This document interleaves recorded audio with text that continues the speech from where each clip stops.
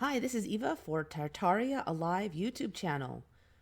Many of us who have been studying Tartaria have noticed an association between Tartaria and the use of red bricks in their construction materials. But why might that be? What was so special about red bricks? Were they just very commonly available, or was there a better reason for using them? So you can see here there are many old structures that use the red bricks. This is supposedly a Roman structure here, and there's even red bricks there.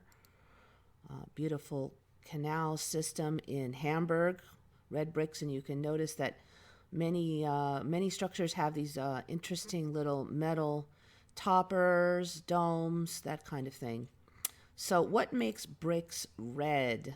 It's iron oxide, actually, that makes them red. Iron gives bricks their red color, while yellow bricks have a lot of lime in them. Cooler temperatures produce red bricks. Hotter temperatures progress through browns and grays. So they start out red, but if you really cook them, they turn other colors. So browns and grays would actually still have the iron oxide in them, which I find interesting, and I didn't know that. Okay, so why do I find this interesting? I just ran into this recently, a couple days ago. Apparently, some very smart person has figured out how to make red bricks into batteries. So basically, a red brick structure could be made into a battery. Now, I don't think this is the same exact tech that they may have used in the ancient times, but it shows a proof of concept. Chemists created a method to turn red bricks into batteries. And if I remember correctly, this discovery was made in China, which I found rather interesting.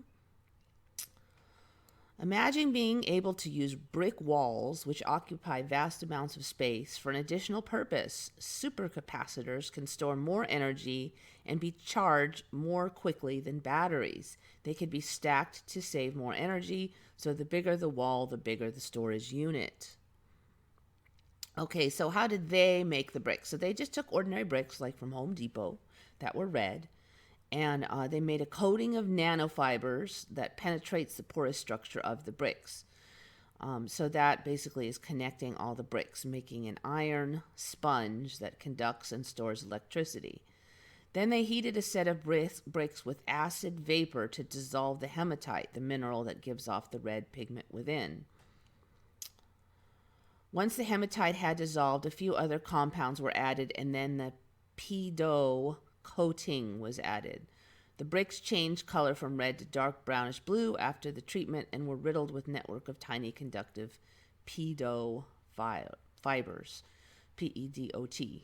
So this is kind of like an additional stuff that they're. So basically, they treated the bricks in various ways so that they would be more conductive and act more like a battery. There's probably a lot of different ways that this could be done. This is just one way that they came up with. Lastly, they coated the treated bricks in epoxy to make them waterproof. The final product could be connected to a power source to charge and store enough energy to power a light. 3 bricks together kept a 3-volt LED lit for about 10 minutes on a single charge. It also worked underwater. After charging 10,000 times, the blocks lost no more than 10% of their storage capacity. So I think this is something we might want to look at as far as what kind of minerals, conductive items might be inside these bricks. If somebody had a sample, say, of an old Tartarian building, a sample of the red brick, that could possibly be chemically analyzed for metal content. One thing that I did read in some of the other articles that besides this one is that other conductors could also be used, so it wouldn't necessarily have to be red brick that was used.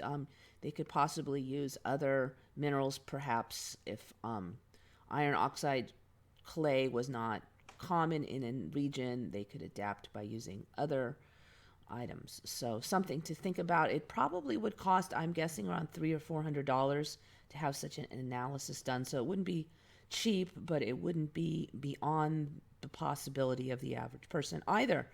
So something to think about in our future investigations. Thank you so much. This is Eva signing off for Tartaria Alive.